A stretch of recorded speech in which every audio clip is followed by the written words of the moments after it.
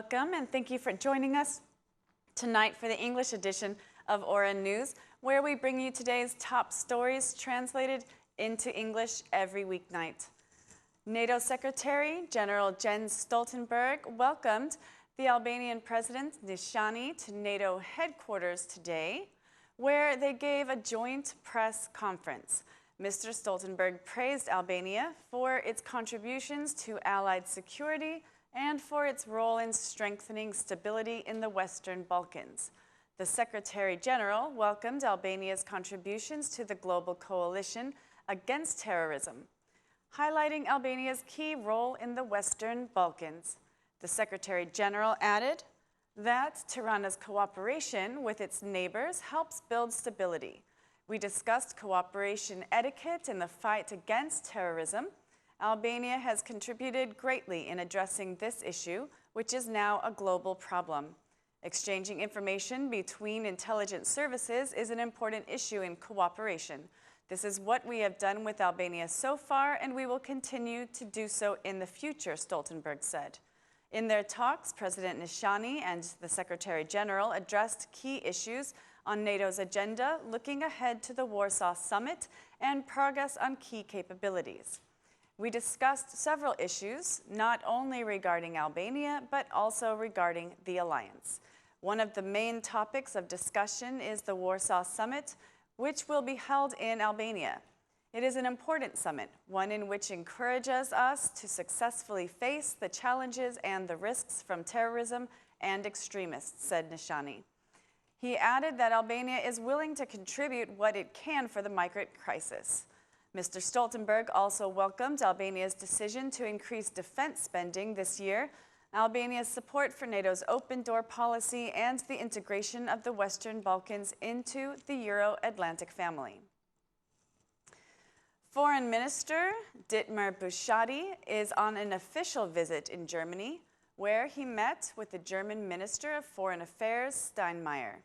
Minister Steinmeier praised the progress made by the Albanian government to address the 5 key priorities of the European integration process, highlighting the need for the rapid conclusion of the judicial reform. I want to express my respect for Albania's willingness to invite extensive international expertise in order to carry out a comprehensive judiciary reform. This is the moment for this reform to be a reality. We support it with the opportunities we have and want to clearly express that the reform in the justice system is a cornerstone for Albania's path towards the EU, Steinmeier said.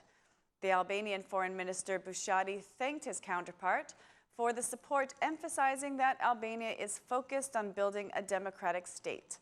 Referring to the latest developments to the challenges that Europe is experiencing today from terrorism and violent extremism, Minister Buschati reconfirmed Albania's support in the fight against them, alongside its contribution to the allied NATO countries. The Democratic Party continued their parliamentary boycott today, leaving necessary space to the majority during the plenary session to discuss the bills of the agenda. The ministers and the MPs passed the bill to pardon the arrears for former military men and also the bill on volunteer work. The bill on arrears for former military men was adopted with 75 votes in favor. It was defended by the Minister of Defense, the Minister of Social Welfare, and the Minister of Finance. Meanwhile, the Socialist Movement for Integration MP, Luan Rama, asked the government to bring a complete legal initiative for the former military men.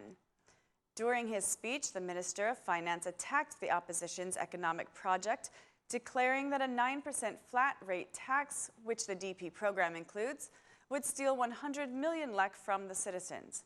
The bill on volunteer work, which was presented by 2 SMI MPs, received 75 votes in favor and 1 abstention. Only 2 years after a complete restructuring, the Democratic Party has once again begun to restructure in an effort to strengthen its organization for the next parliamentary elections. Democratic Party chairman gathered the Democratic Parliamentary Group and declared after the meeting a deep reorganization of the DP branches all around the country has started. Mr. Boscha said that the Democratic Party has already prepared a real program for developing the country, which he asserts will be communicated with Albanian citizens. The Democratic Party has finished its program a year before the elections. We are ready to discuss the program with the citizens all around the country. Every citizen will have the opportunity to discuss the program with the DP leaders and provide their ideas to take the country out of the crisis, said the DP chairman. The Democratic Party chairman has already chosen the leaders who will work for the electoral organization. In the framework of the restructuring, the Democratic Party will undergo a deep restructuring of its base. There will be 67 DP branches, up from 53. It is learned that elections will be held in DP branches where functioning problems were highlighted after local elections. Albanian exports suffered another strong decrease in March. The recent INSTAT report states that exports of goods for March 2016 amounted to 19 billion lek, a 12.8% decrease compared to March of 2015. According to the economy experts, the exports are one of the main pillars in the Albanian economy, and their slowdown testifies to the difficulties businesses are claiming and a decline of domestic production. The minerals and building materials exports were hit the hardest with this sharp decline in comparison with the same period a year ago. The decline of mineral exports is associated with significant price drops in international markets. The decline of construction materials exports is believed to be connected with the impasse, which began at the start of the economic crisis and is compounded by the lack of building permits.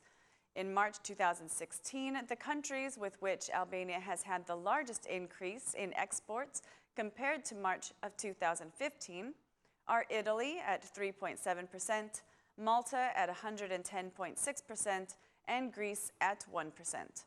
The countries with which Albania has suffered a decline of exports are Kosovo at 32.1%, Macedonia 19.8%, and China at 37.1%. According to the reports, the imports of the goods in March of 2016 amounted to 46 billion lek, an increase of 4.6% compared with March of 2015. Meanwhile, the manufacturing industry continues to contribute to the Albanian economy, with their exports increasing by 9.9% compared to February of 2016. Businesses in Albania are offering 8,000 job positions at the Tirana Job Fair. The government and the municipalities have high expectations that the unemployment report in the country will change through new recruitments from this fair and other programs of employment. During his speech, the Prime Minister highlighted the disparity between the supply and demand in employment, and he blamed this rift on the Albanian citizens, who he called lazy. What I want is to emphasize the simple truth that in all the years since our arrival in government, mass laziness has been sponsored. Intensified laziness is considerable. The lack and policy of professional teaching has caused a catastrophic decline in the quality of labor, affecting a very big difference between the demand for quality workers and the current supply. We need many more qualified job seekers, and this is a very big challenge. Certainly, it requires patience, commitment, and time. There are 8,000 new jobs being offered at this 3-day job fair, declared Prime Minister Rama. The stand for the TAP Pipeline construction company had the highest number of job seekers at the fair. The Prime Minister also visited the stands of other businesses participating at the fair. The job fair will stay open until Saturday, with 130 companies participating and accepting applications. That's all for our English edition this evening. Please join us again Monday through Saturday at 6 p.m. for local news in English. My name is Mari, and on behalf of Aura News, thank you and good night.